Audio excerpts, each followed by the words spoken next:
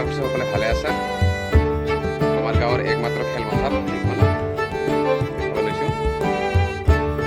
এইখন মোৰ গাঁৱৰ একমাত্ৰ খেলপথাৰ আৰু এই খেলপথাৰতে আমি বিশেষভাৱে খেলপাত অনুষ্ঠিত কৰিব ওলাইছোঁ। জিলাটোৰ ভিতৰতে বাগা বাগা খেল দলৰ দ্বাৰা খেল অনুষ্ঠিত কৰিবলৈ ওলাইছোঁ।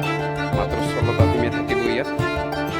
গতিকে ফিল্ডৰ কাম আমি কৰি আছোঁ, মাৰ্কিঙৰ কাম কৰি আছোঁ।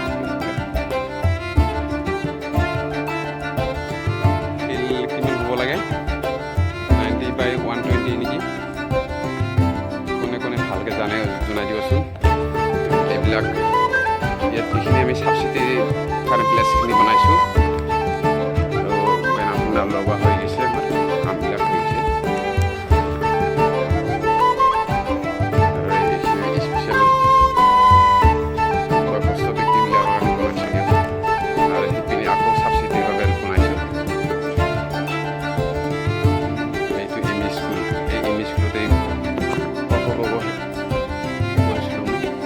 স্কুলৰ ভিতৰ ভাগ দেখুৱাইছোঁ, য'ত পঢ়িছিলোঁ।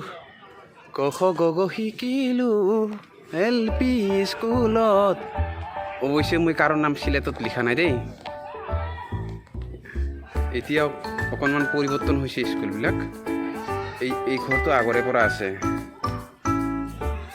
এইটো বিল্ডিং আগতে হোৱা নাছিল। এইখন বিল্ডিঙৰ ঠাইত আগতে ইয়াত বিহুৰ মঞ্চ আছিল। লগতে এই গছবিলাক আগতে নাছিল। এই গছৰ জাগাত ইয়াত আছিল এটা নাৰিকল গছ, তামোল গছ, আৰু এই মাজৰ মজিয়াখিনিত আছিল কৃষ্ণচূড়া গছ দুটা আছিল, য'ত নেকি আমি আগতে ইয়াতে লাইন পাতি প্ৰাৰ্থনা কৰিছিলোঁ। ইয়াৰ প্ৰাৰ্থনা শেষ হোৱাৰ লগে লগে আমি ইয়াৰ পৰা 200 মিটাৰমান হ'ব আঁতৰত LP স্কুলটো আছিল। সেই LP স্কুলত আমি দৌৰি গৈছিলোঁ। প্ৰাৰ্থনা শেষ হোৱাৰ লগে লগে দৌৰি গৈছিলোঁ আমি। সেইটো ছাইডত এতিয়া স্কুলটো নাই, সেই LP স্কুলটো। সেই LP স্কুলৰ ঠাইত এতিয়া ইয়াতে LP স্কুলটো বনোৱা হৈছে। 30 বছৰমান আগৰ কথা সেইটো। স্কুলৰ পিছৰ পিনে হৈছে গোটেই মুকলি ঠাই, খেতি পথাৰ, ধুনীয়া একদম গছ গছনি। ইয়াত ঘৰ নাই, সম্পূৰ্ণ গছ গছনিৰে ভৰা এই এৰিয়াটো। পথাৰ, এইবিলাক খেতি পথাৰ।